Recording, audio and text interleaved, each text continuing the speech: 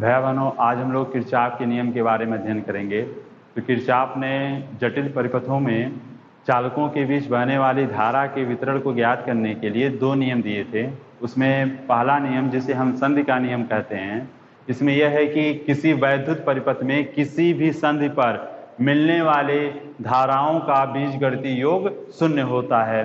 तो यदि कोई भी संधि है जिस संधि पर धारा I1 आ रहा है, दूसरा धारा I2, तीसरा I3 और मान लेते हैं कि I4 यहाँ से जा रहा है और I5 भी जा रहा है, तो आप देखेंगे कि जो आने वाली धाराएं हैं I1, I2, I3 और जो जा रही हैं वो I4 और I5 हैं।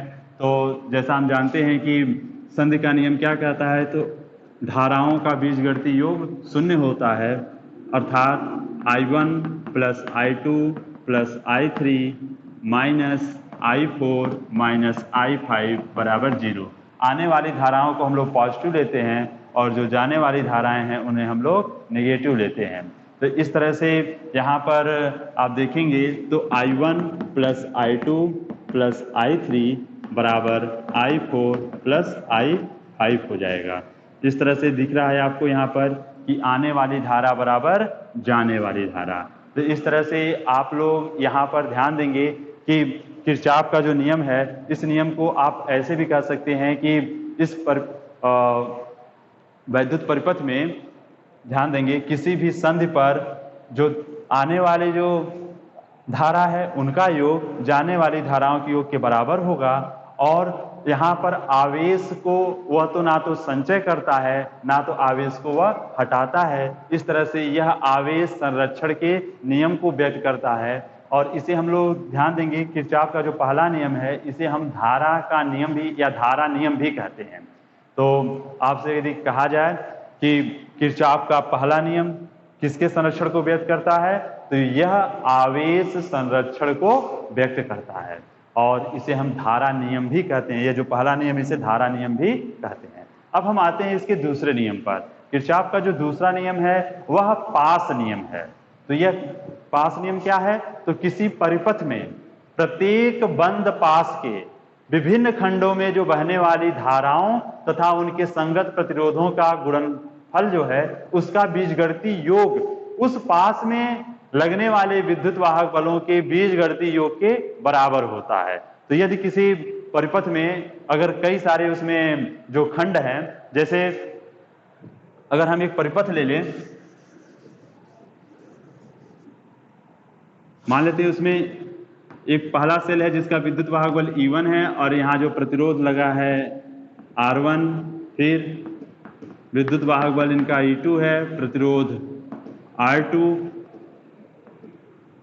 ऐसे तीसरा मान लेते हैं E3, प्रतिरोध R3 हो।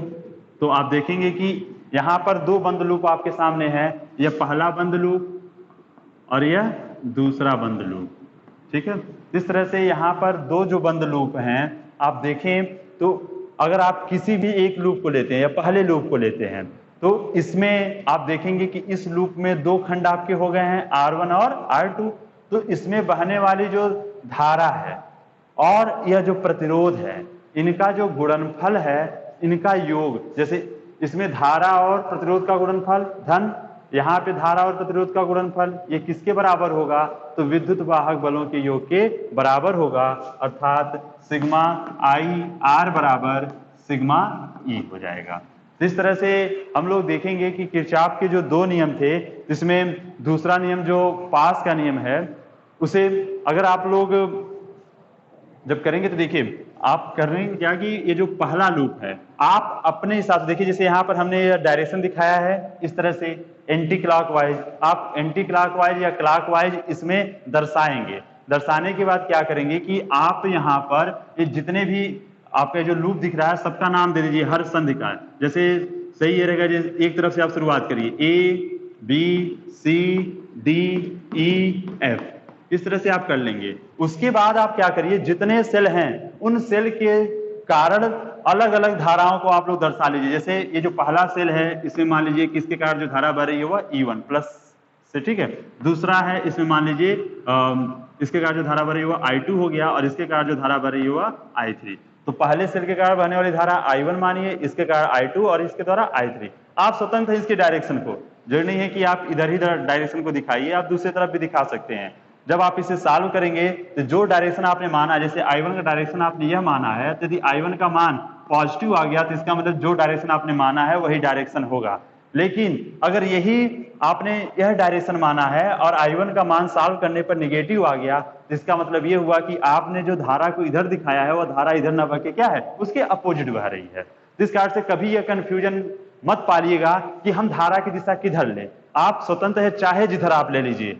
जब आप सॉल्व करेंगे किरचॉफ के नियम को अप्लाई करके तो उसमें देखेंगे कि I का जो I1 I2 I3 आपने लिया है उसका मान क्या आया है, पॉजिटिव आया है कि निगेटिव आया है। पॉजिटिव आया है तो जो डायरेक्शन आपने लिया है धारा उसी डायरेक्शन में बह रही है। लेकिन अगर निगेटिव आ गया है तो इसका मतलब ये हुआ कि आपने जो डायरेक्शन लिया है धारा उस डायरेक्शन में नहीं बल्कि उसके अपोजिट बह रही है। अब देखिए, अब आप यहाँ पर पहले लूप में किरचॉफ का जो दूसरा नियम यदि आप अप्लाई करना चाहते हैं तो एक बंद पास लेना होगा, जहां से शुरू करेंगे वहीं आएंगे। तो ए से बी, बी से ई से एफ और एफ से ए आ रहे हैं। आपने एंटी क्लॉक आपने लिया है। अब आपको करना क्या है कि देखिए, अगर इसमें I1 धारा यहां से बह रही है इस बैटरी के द्वारा, तो यह जो आपको दिख रहा है इसमें जितनी आएगी निकलेगी उतनी ही तो आएगी। तो I1 निकल रही है तो इसका मतलब I1 यहाँ पे प्रवेश भी कर रही होगी इस सेल में। तो इस तरह से R2 में जो धारा बह रही है वो R1 में वो कितनी है, I1। फिर यह देखिए, अब यह जो I1 इधर आ रही है, ये I2, ये दोनों यहाँ पे मिलेंगी, ठीक है। अब देखिए I2 यदि इस सेल से धारा निकल रही है जो इस प्लेट से वो I2 है, तो इसका मतलब इस सेल में जो प्रवेश कर रही होगी धारा वो भी कितनी होगी, I2। जितना निकलेगी उतना ही तो प्रवेश करेगी, ऊर्जा आवेश संरक्षण के सिद्धांत से ही आप जानते हैं। और इस तरह से आप देखेंगे कि यह I1 I2 यहाँ पर मिल रही है।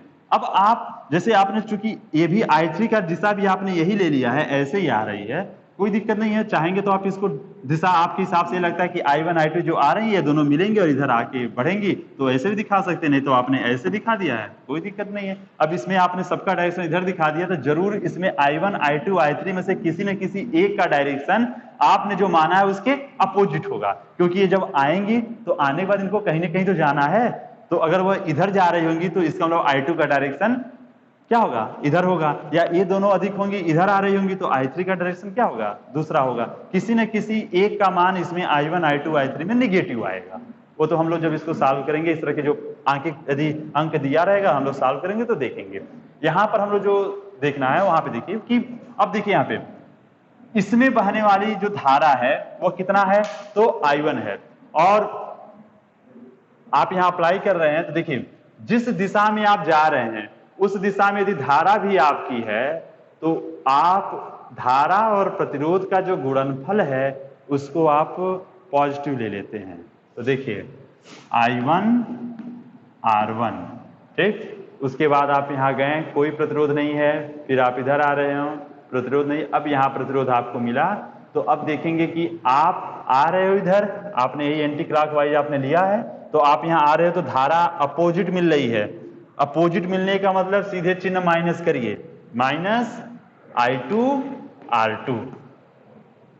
फिर आप यहाँ आए, अब यहाँ आ गए, कोई प्रतिरोध नहीं मिला, अब पुनः आप वहीं पहुंच गए। इस तरह से आपने जहां से शुरुआत किया था वहीं आप आ गए। तो ध्यान देंगे, फिर से देख लें, जैसे अगर आप यहाँ F से शुरुआत कर रहे हैं तो F से आप यहाँ गए तो पहला आपको एक खंड मिला R1 का। आप देखेंगे धारा किस दिशा में, तो जिधर आप जा रहे हो उसी दिशा में धारा है, तो इस कारण से यह पॉजिटिव ले लेंगे I1 R1। फिर आप यहाँ गए, कुछ नहीं मिला, फिर यहाँ आए, अब यह जो आपको मिल रहा है प्रतिरोध, तो आपकी दिशा और धारा की दिशा अपोजिट, चिन्ह माइनस, I2 R2 हो गया, ठीक है। तो इस तरह से जहां शुरुआत की तो वहां तक आए तो सिर्फ आपको दो प्रतिरोध मिले, तो यह हो गया। यह बराबर किसके होगा, तो विद्युत वाहक बलों के योग के बराबर होगा। तो विद्युत वाहक बलों के योग के बराबर होगा, तो ये देखिए ये जो विद्युत वाहक बल है, यह डायरेक्शन इसका यह है और इसका डायरेक्शन भी वही है। तो यह दोनों एक तरह से देखिए दोनों का प्लस प्लस मिल रहा है। तो इसमें आप देखेंगे कि एक तरीका इसमें यह है कि आप अगर जा रहे हो, अगर आपको कौन सा मिल रहा है, माइनस चिन्ह इस तरह से प्लेट मिल रहा है, जिधर आप जा रहे हो विद्युत वाहक बल की दिशा भी वही है, जिस डायरेक्शन में आप जा रहे हो विद्युत वाहक बल की डायरेक्शन भी वही है, तो उसे आप पॉजिटिव ले लेते हो। E1। ठीक, आप इधर आए, फिर इधर आ रहे हो तो आप देख रहे हो कि विद्युत वाहक बल आपके डायरेक्शन के अपोजिट है, तो चिन्ह क्या ले लोगे? माइनस। इस तरह से यहां पर आपका इस लूप में आप किरचॉफ का दूसरा नियम लगाते हैं तो आपको यह प्राप्त होता है। फिर से एक बार ध्यान दे देंगे आप लोग, आप किसी एक बिंदु से शुरू करिए, उस पूरे लूप में चलिए।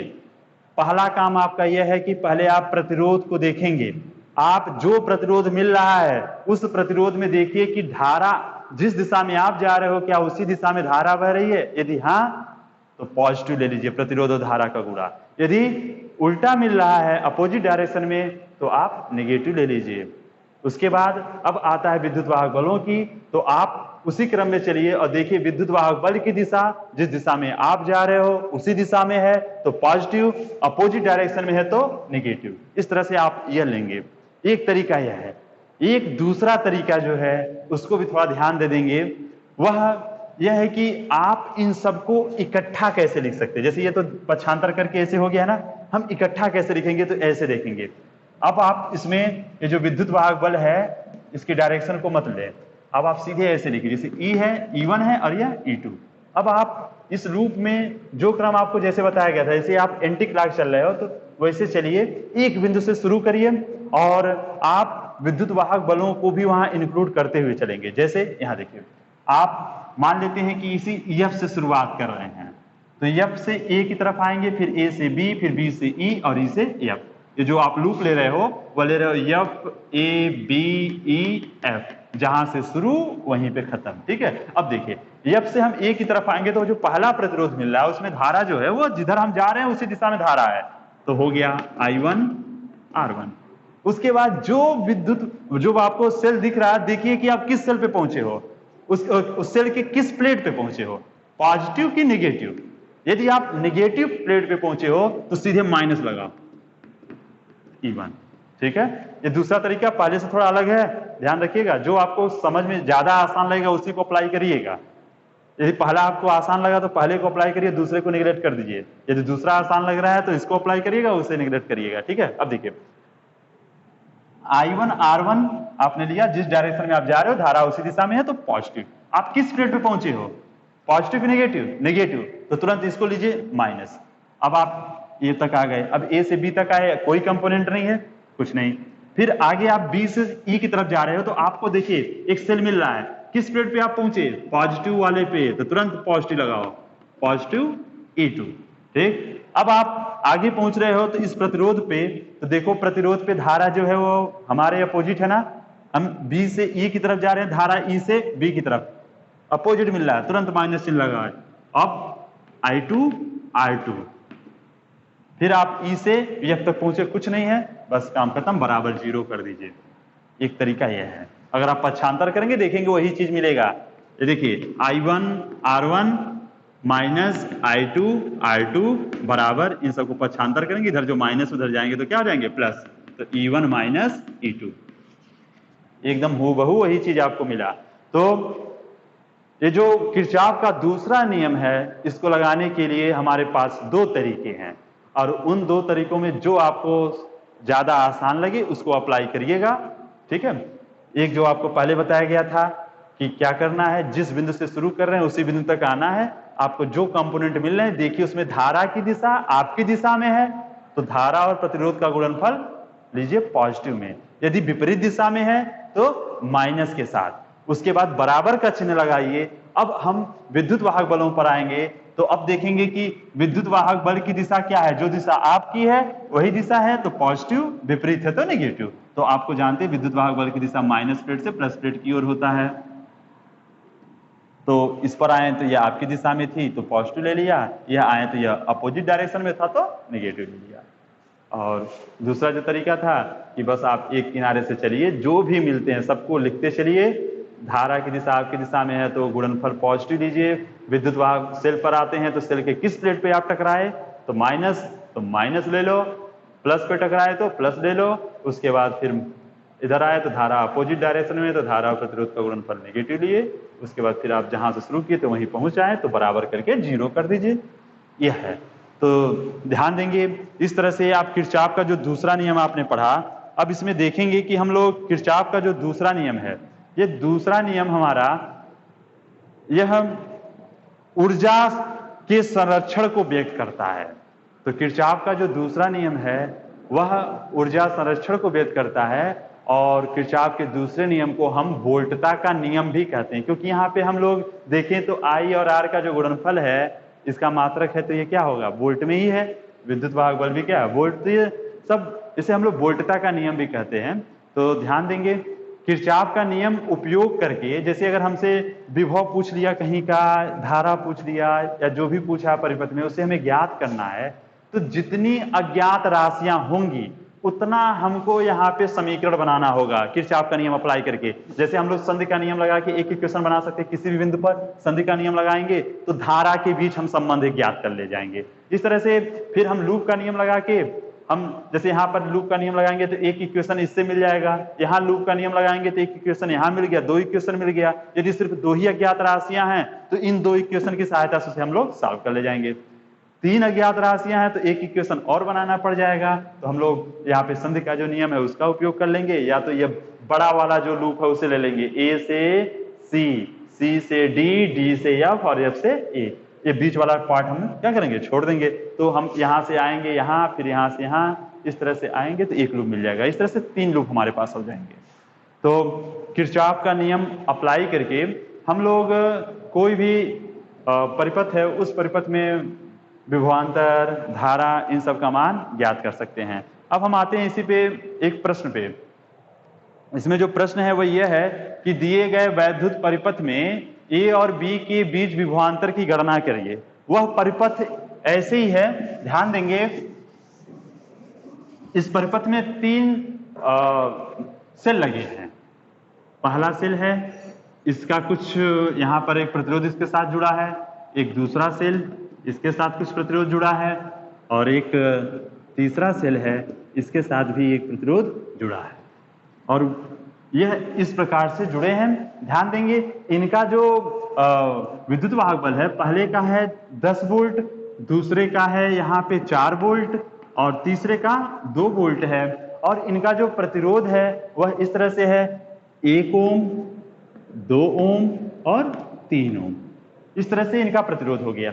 और इसमें यह जो बिंदु है A और यह बिंदु B, ये बिंदु A और B के बीच कितना विभवांतर है यह अब हमसे पूछा गया है। इनको सामान्यतः हम लोग बिना किरचॉफ के नियम को लगाए ज्ञात करना हमारे लिए कठिन हो जाएगा। तो हम लोग क्या करेंगे, यहाँ पे पहला काम कि हम लोग लूप यहाँ पे अप्लाई करेंगे, लूप का नियम लगाएंगे और संधि का नियम लगाएंगे किरचॉफ का। तो उसके लिए चाहिए क्या कि सभी बिंदुओं का नामकरण कर देना होगा। तो A B 2 बिंदुओं का नाम है, बाकी का कर ले हम लोग। तो A B, तो इसको नाम दे दें हम लोग C, इसको D, E, F, ताकि जिस लूप को आप लें तो आप उससे सही ढंग से प्रदर्शित कर सकें। अब आगे देखिए, अगला काम है कि धारा की दिशा धारा दिखाना कि इसमें कितनी धारा भरे। हमने आपसे स्वयं कहा था कि कोई दिक्कत, देखिए आप स्वतंत्र हैं, चाहे धारा इधर दिखाओ चाहे इधर दिखाओ, ठीक है, डायरेक्शन कोई भी दिखाओ। आप जो डायरेक्शन लिए हो, अगर धारा उसी डायरेक्शन में बह रही होगी वास्तव में, तो उसका मान पॉजिटिव आ जाएगा। तो चलिए इसमें मान लेते हैं धारा I1 बह रही है, इसमें धारा I2, और चलो मान लेते हैं दोनों धारा मिलकर इधर आ रही हैं, तो ये जो धारा बह रही है I3 इसमें मान लेते हैं। तो इस तरह से देखिए, जो धारा इसमें से निकल रही है वही धारा इसमें क्या कर रही होगी, प्रवेश कर रही होगी। तो इस तरह से इसमें धारा यहाँ पे क्या होगा, I1। यहाँ देखिए I2 धारा अगर इसमें से निकल रही है तो इसका मतलब यहाँ पर कितनी धारा आ रही होगी, I2। और आप देखेंगे कि I3 धारा इधर आपकी जा रही है, तो I3 धारा इधर भी होगी, ठीक है। जो सेल के एक सिरे पे जितनी धारा प्रवेश करेगी दूसरे सिरे से उतनी ही निकलनी है। अब यहाँ पर आप देखेंगे दो लूप हैं, पहला लूप और यह दूसरा लूप। अगर आप यहाँ संधि का नियम लगाइए, चलिए A पर अगर हम संधि का नियम लगाते हैं तो आने वाली धारा बराबर जाने वाली धारा। तो देखिए इस पे दो धाराएं आ रही हैं, I1 और I2। तो I1 प्लस I2 बराबर जाने वाली धारा क्या है, I3, ठीक है। आप देखेंगे इस बिंदु पर आते हैं तो यहां देखिए आने वाली धारा है I3 और जाने वाली धारा है I1 और I2। I1 I2 है, हो गए, ठीक है, I2 I1। तो आप देखेंगे कि I3 बराबर I1 प्लस I2, वो यहां भी वही चीज आ जा रहा है, ठीक है। अगर आपने जो माना है सही से अगर आप करेंगे, सही से धारा की दिशा दिखाएंगे तो कहीं कोई समस्या नहीं होनी है। अब हम लोग आगे बढ़ते हैं। तो इस तरह से I3 बराबर I1 प्लस I2 एक इक्वेशन हमें मिल गया। अब हम लोग लूप का नियम लगाएंगे। दूसरा नियम, पहला लूप लेते हैं। लूप कहीं से शुरुआत करिए, चलिए अगर हम लोग यहाँ C से शुरुआत करें तो C A B D C, जहां से शुरू वहीं पर आना है। तो पहला लूप में अगर हम इसे अप्लाई करते हैं तो देखिए C से A कोई कंपोनेंट नहीं, फिर A से B जा रहे हैं तो पहले हमको मिलता है एक सेल। तो चलिए सेल के किस सिरे पर आप टकरा रहे हो, किस प्लेट पे, तो पॉजिटिव, तो पॉजिटिव तो 4। आगे आप बढ़े तो प्रतिरोध मिला, प्रतिरोध में बहने वाली जो धारा है वो आपके अपोजिट है, तो चिन्ह क्या लेंगे, निगेटिव। तो माइनस धारा I2 है तो I2, या चलिए 2 इंटू I2 करिए, धारा प्रतिरोध का गुणनफल। अब हम B से D तक जाते हैं, कोई कंपोनेंट नहीं है, छोड़ देंगे। अब D से C की तरफ आते हैं तो ये जो कंपोनेंट है 3 ओम का, इसमें धारा कितनी जा रही है, I1, और जिस डायरेक्शन में हम जा रहे हैं उसी डायरेक्शन में धारा, तो ये पॉजिटिव हो जाएगी, तो हो जाएगी 3I1। ठीक है, उसके बाद अब जो हमको सेल मिल रहा है उसके किस प्लेट से हम टकरा रहे हैं, तो निगेटिव, तो -10। और फिर हम कहां पहुंच गए, C, जहां से शुरुआत किए थे वहीं पहुंच गए हैं, तो बराबर 0 हो गया। ठीक है, तो हमने जो आपको बताया था 2 नियम, तो उसमें से हमने दूसरा यहाँ पे अप्लाई किया है। तो इस तरह से आप देखेंगे तो इसको थोड़ा व्यवस्थित कर लीजिए। 3I1 - 2I2 बराबर, देखिए यह वोल्टता को हम दूसरी तरफ भेज देंगे तो यह -10 है और यह 4 है, तो अभी देखेंगे तो 4 और -10 -6 हो जाएगा, और उधर जाएगा तो पॉजिटिव हो जाएगा। तो इस तरह से एक इक्वेशन यहाँ पर आपको यह मिल गया। फिर अगला आप देखेंगे, यह जो दूसरा लूप है, इस लूप में यदि हम अप्लाई करें तो देखिए इस लूप में देखेंगे अब कहां से शुरू कर रहे हैं, यदि हम A से शुरू करें, A F E B A तक, तो देखिए क्या हमें मिल जाता है। देखिए A से F तक कुछ नहीं है, F से E तक आ रहे हैं तो हमको पहला ये सेल मिल रहा है, तो इसका विद्युत देखिए किस प्लेट पे टकरा रहे हैं, पॉजिटिव, तो हो गया 2।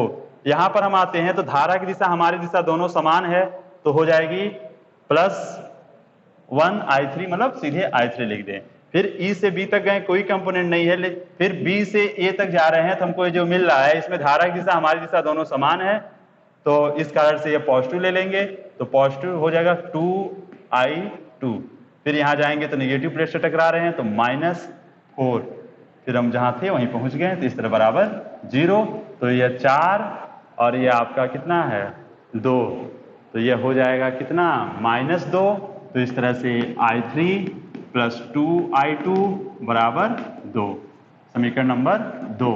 अब समीकरण 1 और 2 को हम लोग सॉल्व करना है, तो चलिए I3 जहां पर है, I3 का मान भर दे। I3 बराबर कितना, I1 + I2, तो I1 + I2 + 2I2 बराबर 2।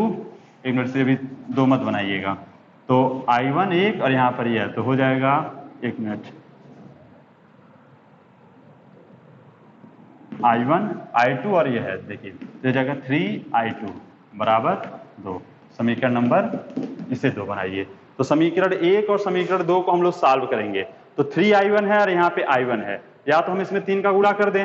यदि हम समीकरण 2 में 3 का गुणा करते हैं तो क्या आ जाता है, 3I1 + 9I2 बराबर 2, और समीकरण 1 जो हमारा है वो क्या है, 3I1 - 2I2 बराबर 6। ऐसे रुकिए, देखिए इसमें 3 का गुणा किए हैं तो ये 6 होगा। ठीक है, अब हम इन दोनों को घटा दें तो माइनस प्लस माइनस ये कट जाएगा और ये हो जाएगा 9 2 11I2, 11I2 बराबर ये 6 पॉजिटिव है, निगेटिव तो 0, अर्थात I2 बराबर 0। तो आप यहाँ क्या प्राप्त कर रहे हो, I2 बराबर 0 है, I2 बराबर 0 मिल गया। अब I2 का मान आप किसी समीकरण में रख दीजिए, समीकरण 1 या 2 में रख दीजिए, तो 2 में रखते हैं तो क्या मिलेगा, I1 + 3I2 मतलब 0 बराबर 2, तो I1 बराबर 2। इस तरह से I1 बराबर 2 मिल गया। तो आप लोग देख रहे होंगे कि यहाँ I1 I2 का मान मिल गया, तो I3 का मान क्या हो जाएगा, I1 + I2 मतलब ये भी कितना हो गया, 2। तो I1 और I2 आपके 2 2 हो गए। अब इसमें जो प्रश्न में जो पूछा गया था कि ए और बी के बीच का विभवांतर ज्ञात करिए। तो आप देखिए जब इसमें कोई धारा बह ही नहीं रही है तो जो विभवांतर यहां पर है वही इनके बीच में हो जाएगा, मतलब 4 वोल्ट का विभवांतर होगा। अब ध्यान दें, इसको दूसरे रूप में भी कर सकते हैं। यहां देखिए, यहां पर जितना विभव ड्रॉप कर गया होगा जो बचेगा वही इनके बीच होगा। तो देखिए यहां पर यदि हम लोग देखें तो सी और डी के बीच का विभवांतर, तो आप जाएंगे, देखिए सी से डी की तरफ जाइए तो 10 माइनस कितना धारा बह रहा था, I2 I1, और I1 का मान कितना है 2, तो माइनस 2 तिया 6, तो बराबर कितना हो गया यह 4 वोल्ट। इसका मतलब सी और डी के बीच का जो विभवांतर वो 4, वही तो ए और बी के बीच भी होगा क्योंकि ये दोनों बिंदु यहीं जुड़े हैं। अगर आप इनके सहायता से ज्ञात करना चाहें तो देखिए एफ से ई की तरफ जाइए, तो पहला ये मिला, पॉजिटिव को आपने टकराया तो 2, फिर धारा आपकी ही दिशा में है तो पॉजिटिव, I3 में 1 का गुणा करेंगे, I3 का मान कितना है 2, तो 2 एकम 2 बराबर कितना हो गया 4। इस तरह से चाहे आप इसकी सहायता से, चाहे इसकी, चाहे इसी, कैसे भी आप करेंगे आपका विभवांतर ए और बी के बीच कितना आएगा 4। सबसे आसान तरीका ऐसे देखो कि यहाँ पर बात करेंगे हम लोग तो धारा बह ही नहीं रही है, तो इसमें बहने वाली धारा जब 0 है तो जो विभवांतर यहाँ पर वही विभवांतर यहाँ पे होगा, कोई विभव ड्रॉप नहीं करेगा। तो इसका विद्युत वाहक बल 4 वोल्ट है, तो यहाँ भी विभवांतर कितना होगा 4 वोल्ट। इस तरह के प्रश्नों को आपके सामने जब आएंगे तो इन्हें सॉल्व कीजिएगा, कहीं समस्या होगी तो उसे बताइएगा, उससे सॉल्व किया जाएगा।